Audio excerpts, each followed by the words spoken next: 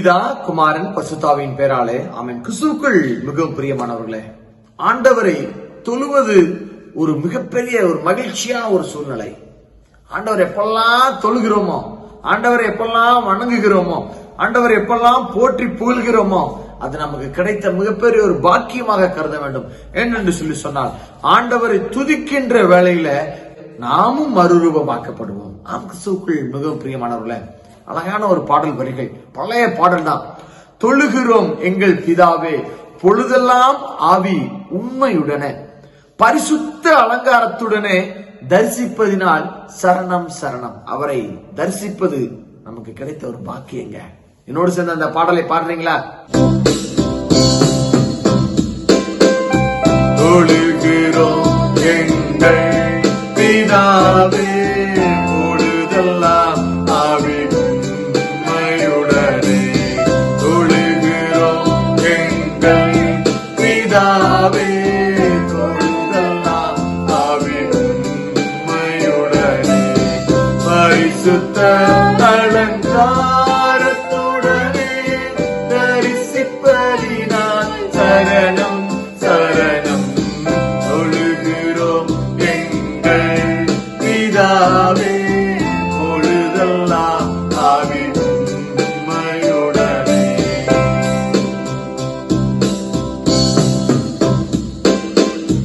வெண்மையும் சிவப்புமானவர், உண்மையை ஒருவாய் கொண்டவர். வெண்மையும் சிவப்புமானவர், உண்மையை ஒருவாய் கொண்டவர்.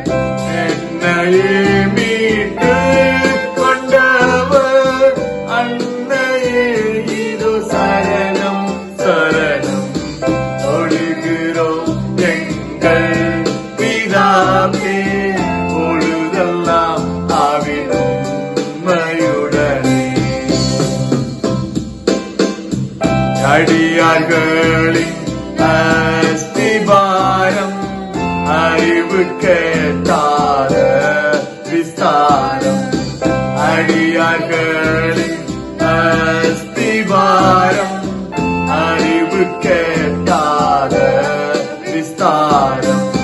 கூடி வந்த அலங்காரம், நோடா கோடியா சரணம் சரணம். தொழுகிறோம் எங்கள் பிதாவே, பொழுதெல்லாம் ஆவி உண்மையுடனே, பரிசுத்த அலங்காரத்துடனே தரிசிப்பதினால் சரணம் சரணம். தொழுகிறோம் எங்கள் பிதாவே, பொழுதெல்லாம் ஆவி உண்மையுடனே.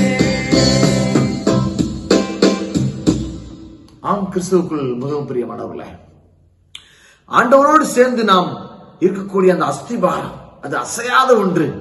ஆண்டவரோடு இசைந்து வாழ்கின்ற பொழுது அந்த வாழ்க்கை அது அபரிவிதமானது. சிறுமைப்பட்ட மக்களை அவர் நேசிக்கிறார். யாரையும் அவர் தள்ளுவது கிடையாது. இவன்கிட்ட பொருள் இருக்கு, இவன்கிட்ட பொருள் இல்ல, இவன் பணக்காரன், இவன் ஏழை என்று சொல்லி ஆண்டவர் பிரித்து பார்க்கின்ற தெய்வம் அல்ல. சிறுமைப்பட்ட மக்களை அவர் நேசிக்கிறார். கிறிஸ்துவுக்குள் மிகவும் பிரியமானவர்களே, அவரை வணங்கும் போதெல்லாம் சந்தோஷமும் சமாதானமும் அடைவோம். உண்மையே உருவானவர், உண்மையாகவே இருக்கின்றவர் அவர் ஒருவர் தாங்க. அவரை நேசித்து அவர் மேல பாசம் வைத்து அவரை வணங்குகின்ற பட்சத்துல அன்போடு கூட நாம் நடத்தப்படுவோம், ஆசீர்வதிக்கப்படுவோம், பாதுகாக்கப்படுவோம், பலப்படுத்தப்படுவோம், உயர்த்தப்படுவோம். அவரை துதிக்கலாமா, அவரை வணங்கலாமா, அவர் மட்டுமே தேவன் என்பதை அறிக்கை செய்யலாமா? கர்த்தர் தாமே நம் அனைவரையும் ஆசீர்வதித்து பாதுகாத்து நடத்தி காத்துக் கொள்வாராக. ஆமென்.